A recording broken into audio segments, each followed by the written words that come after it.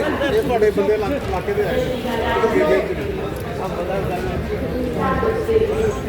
Mobile के mobile को बोलिया मेरे कॉपी करा तो नहीं ना है भाई वो मेरी मुड़ी गई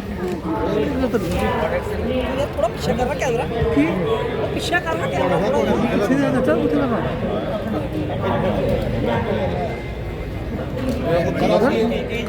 स्टार गिरने लगा थोड़ा पीछे हो जाओ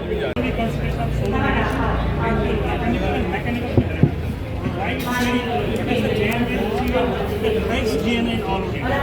More than but Rajasthan is very Muslim but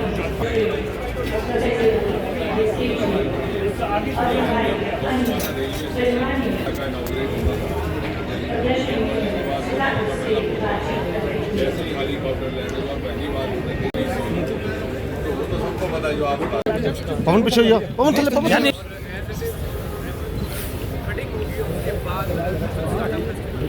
थोड़ा थल्ले करो ना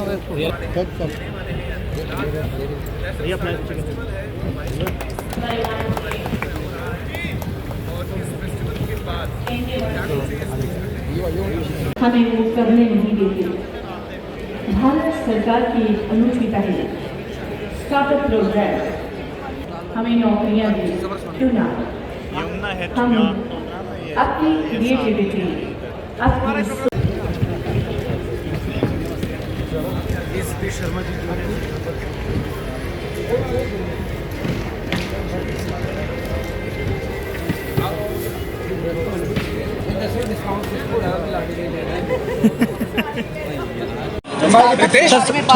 नेशनल लेवल पे आज का जो इवेंट था इसको पहले ब्रीफ करें नहीं, जैसा कि मैंने कहा कि स्टार्टअप को प्रधानमंत्री नीचे करना यार गगन प्रधानमंत्री जी के लाल किले के परिसर से उन्होंने आह्वान किया था अपने स्वतंत्रता दिवस के संबोधन में स्टार्टअप इंडिया।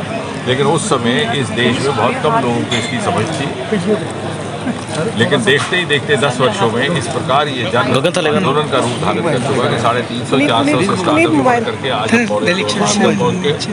ग्लोबल पोटेंशियल के स्टार्टअप्स और दुनिया में हम तीसरे दर्जे पर आन खड़े हुए हैं।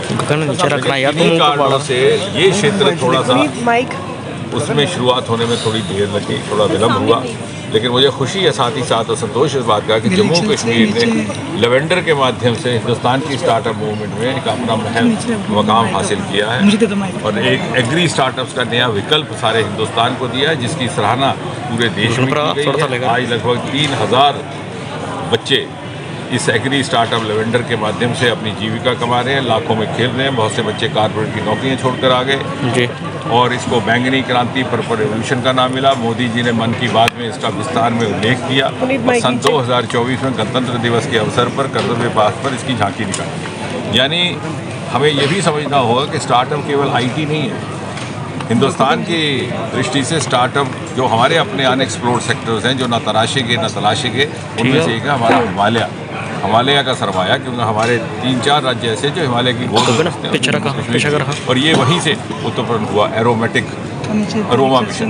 दूसरा हमारा सरमाया समुद्री तट, खैर वो इस प्रदेश के साथ उसका इतना ताल्लुक नहीं, लेकिन 750 किलोमीटर हमारी जो ब्लू इकॉनमी जनरेट होगी बंगाल उड़ीसा से लेकर गुजरात महाराष्ट्र, वो हमारा दूसरा सरमाया रहेगा। क्योंकि जब हम विकसित भारत के उस शिखर पर पहुंचेंगे तो तभी संभव होगा वैल्यू एडिशन उन सेक्टर से आएगी जो पहले कभी तलाशी नहीं किए थे।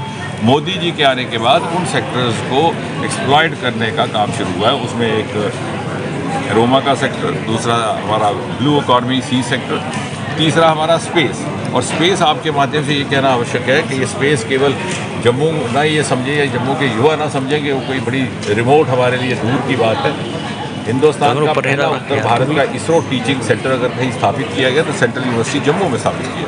ये और बात है कि उसको 4-5 बरस हो गए, अभी उसकी इतनी जानकारी नहीं लोग बाग में, लेकिन मैं चाहूँगा आपके माध्यम से बच्चों तक, माता पिता तक भी जानकारी पहुँचे। IIT JEE के इम्तहान से उसकी सिलेक्शन होती है और उसका एक ही सेंटर पहले था त्रिवेंद्रम में, जहाँ से 150-160 बच्चे सबके सब 100% प्लेसमेंट होती थी, नासा जाते हैं। लेकिन अब नहीं जाते, अब स्टार्टअप इतना ज़्यादा बढ़ गया, स्पेस इकॉनमी बहुत तेज़ी से आगे बढ़ने लगी है। और यहाँ के सेंटर का नाम भी सतीश धवन सेंटर रखा गया, क्योंकि इस बात की जानकारी भी बहुत कम थी कि सतीश धवन यहीं के रहने वाले थे और उन्होंने हिंदुस्तान के इसरो कार्यक्रम को विक्रम साराभाई के साथ मिलकर के शुरू किया था। तो मैं चाहूँगा कि ये सारे विकल्प जो हमारे यहाँ मौजूद हैं, और दूसरा हमारा नया उभरता सेक्टर है बायोटेक्नोलॉजी, जिसने वैक्सीन के माध्यम से हिंदुस्तान को विश्व ख्याति दी है। वो भी हमारे IIIM के ज़रिए आपको रिसाइकलिंग को आने वाली जो अर्थव्यवस्था है वो बायो इकॉनमी पर निर्भर होगी, और उसका काम भी यहाँ से हो रहा है। तो इसलिए मैं चाहूँगा कि जो सरमाए, जो संस्थान जम्मू और उसके आगे पीछे है, और एक बड़ा खूबसूरत इकोसिस्टम है, सभी के सभी शिक्षा संस्थान यहाँ मौजूद है। हमारे आग्रह पर उन्होंने आपस में एक MOU भी किया है, IIIM, AIIMS, GMC, IIM, IIT, और जो आपको युवाओं के लिए जो इकोसिस्टम बना है नेशनल एजुकेशन पॉलिसी 2020 को लेकर के, उसमें बच्चे अपना मजमून बदल सकते हैं। ये नहीं है कि आपके माता पिता ने आपको डॉक्टर बनने के लिए बायोलॉजी आपका पीछा सारी उम्र करती रहेगी। आप अपना सब्जेक्ट बदल सकते हैं, अपने एप्टीट्यूड को समझ सकते हैं, और साथ ही साथ माता पिता को भी जागरूकता की आवश्यकता रहेगी कि वो इस तरफ अपने बच्चों को अपनी प्रतिभा समझने और उसको उभारने निखारने का अवसर दें।